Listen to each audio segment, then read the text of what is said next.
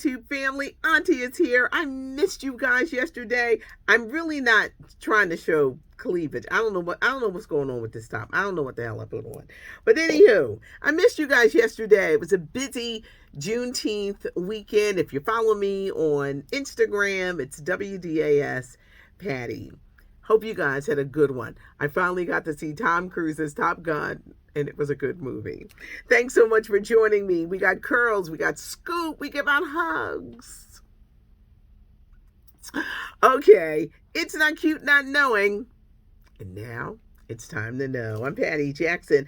I'm your auntie of pop culture. I jokingly say that when I grow up, I'm going to be a music historian. Can we talk about Beyonce's Break My Soul?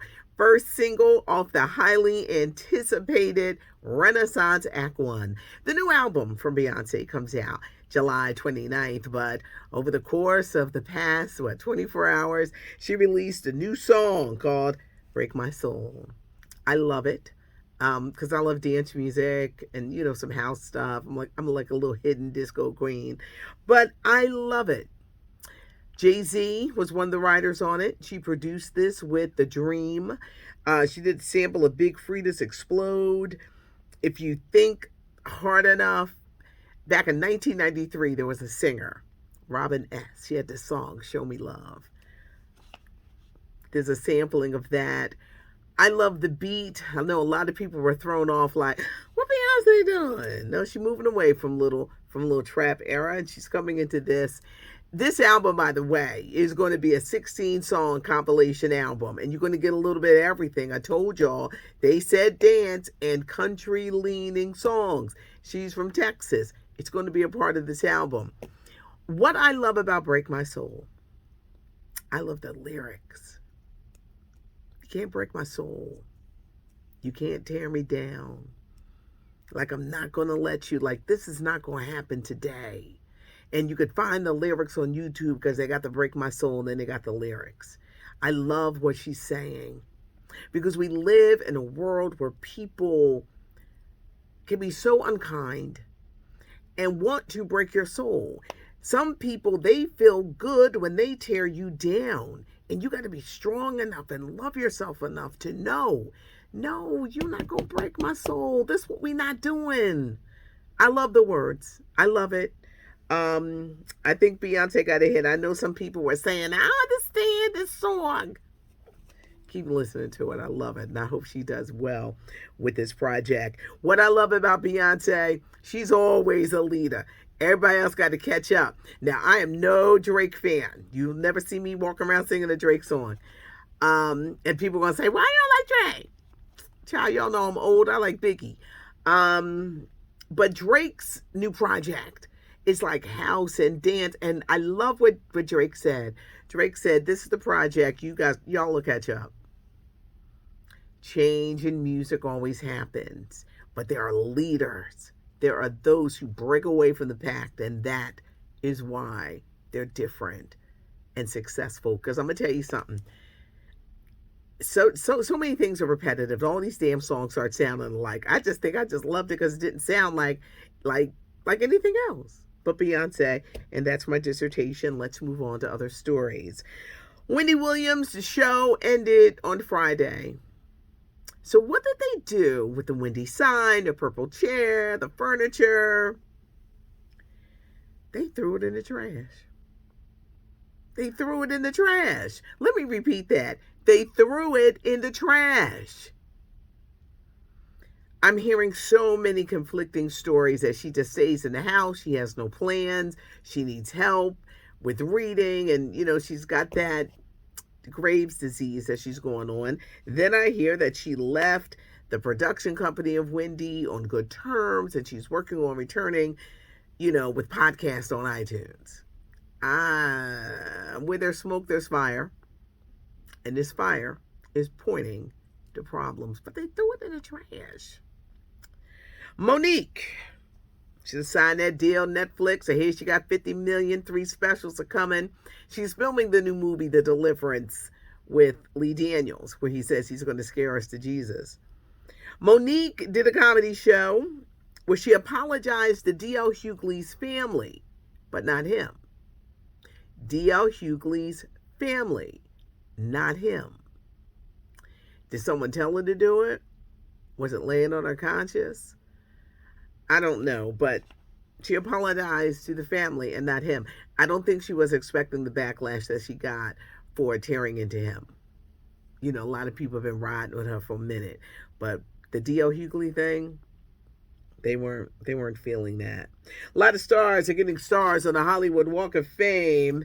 I've got the partial list, and it includes Martin Lawrence, Holly Robinson Peete, Melba Moore, she's getting a star on the Hollywood Walk of Fame. Uncle Charlie, Charlie Wilson, country star Blake Shelton, rapper Ludacris, Garrett Morris, Saturday Night Live, Mark Anthony, Lenny Kravitz, Ellen Pompeo from Grey's Anatomy. These are just name a few, but they're all getting stars next year on the Hollywood Walk of Fame.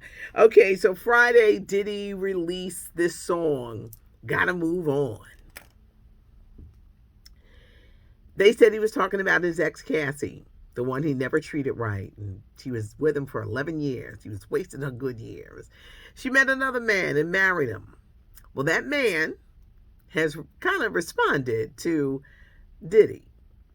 In a social media posting, he says, "Happy Pride to all of my LGBTQ friends. Attached is a charity that helps people who won't come out of the closet. They gotta move on." That's the title of Diddy's song. And there have been rumors for years. Where there's smoke, there's fire. Sometimes there's a lot of smoke. Fire's in the middle. Cassie's husband, he ain't out here playing. Black China, she's going to be in the new movie Secret Society 2. She has settled with the father of their daughter, Rob Kardashian. 2017, it's a revenge porn case. He released nude photos of her online. Let's talk dating. Actor Lawrence Fishburne, twice divorced. He's 60. He says he's ready to date. Do you think it would be easy? I met him and interviewed him years ago, and he was so stern. So, you know, when he was 12 years old, he was in that movie Cornbread, Earl and Me. So when Lawrence Fishburne sat down, I did the, "Who shot cornbread? Who shot cornbread?" which was his famous line that he did, and he bust out laughing and smiled. I just had to break the ice, because he walked in like Morpheus. He was like real stern, and I was like, damn, does dude have a smile? Lawrence Fishburne wants to date, but wait, he played Ike Turner so well, and what's love got to do with it? You be afraid to do anything for fear that he gonna give you that look. That meme is life. Like, don't play with me, because Ike was, and Lawrence Fishburne really, really played that role. Martin Lawrence wants to date. His daughter is dating Eddie Murphy's son, and he said on Jimmy Kimmel, "Yeah, we're gonna get Eddie to pay for it." Well, Martin Lawrence is out here dating. And he was like, the dating scene is different. It certainly is. If you ain't been in it for a while, child, these people, they got something for you. Well, he brought up women who only want to go with you on a date so they can go to a restaurant of their choice and get something to eat. I used to do that when I was in my 20s. I know it wasn't right, but you know, you want to go to a restaurant and it's like, "You want to go out with me? Okay, we're going to go to this restaurant." And then in the evening, after I would finish my dessert, they realized that, this ain't going nowhere. There is no kiss. There ain't no nothing. I'm sleepy. I'm tired. I'm going to go home. But the meal was good. But I just thought that was funny, because I said, women are still doing that. Now, maybe they call it something different. But back in the 80s, I used to do that. Martin Lawrence is meeting these women. Danny Glover, he's divorcing his wife, and that's why he was frolicking with a younger woman than his wife. It's official. Reggae Jean Page is returning to Bridgerton. He played the Duke, and he was hot. But you know what happened? There wasn't really anything to do. If you read these books, there wasn't really nothing for him to do with the second series. He's fine, and he was the sensation, but he didn't strike fast enough. He's got this movie, The Gray Man. Ain't nobody talking about that movie. There was rumors he's going to be the next James Bond. I just don't think that you got to strike while you're hot. Because now ain't nobody thinking about Reggae Jean Page. But they say he's returning to Bridgerton. Don't think it's going to be a major part, but the Duke is returning. BET Awards on Sunday. Are you excited? Taraji P. Henson is hosting. And one of the highlights, Babyface and LMA. That's what I'm going to say, Babyface and LMA. They got a song that is hot. And they are doing a duet. Puffy is the lifetime honoree, and I'm trying to find out how they're doing. I be calling around. I be like, who doing the Puffy tribute? What they doing? I don't know. They're keeping it a big secret. I don't know if it's just going to be film and tape and no performances, but it's going to be interesting because Puffy is getting the Lifetime Achievement.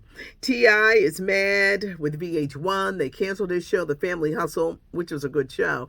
But him and his wife and the sex allegations, they were like, no, no, no, no. Hulu is coming out with a 10-part series on the story of the Lakers. This is different from what HBO is doing.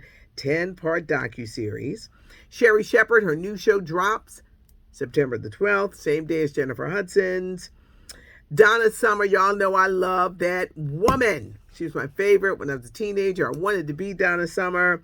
In Boston, a street was recently renamed in her honor, and all of her family was there.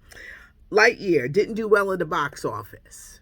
Only made $51 million. It cost $200 million to make. I think people were confused. They said, from Toy Story, but it was really... Lightyear was about the man who played Buzz Lightyear, the man that was in the suit that became the toy. And I don't think that was explained because Tim Allen wasn't doing the voice, and you had Chris Evans doing the voice. And it was just different. I think people were confused and didn't know. It'll be on Disney Plus real soon because it only made $51 million, and you got to think if a movie costs $200 million, they are looking to make the money back. Meanwhile, I don't go to the movies by myself ever, but nobody will go see Elvis with me. Y'all know I love music and things like that. My friends look at me like this. Or they don't say nothing. They act like I never said, we're going to movies. Now, I would take my brother, but this is what happened to me at the movies with my brother. He started ordering a whole bunch of stuff. I said, 3 things. I said, don't eat your drink because your drink is included in the 3. My brother is the type that'll order everything on that menu.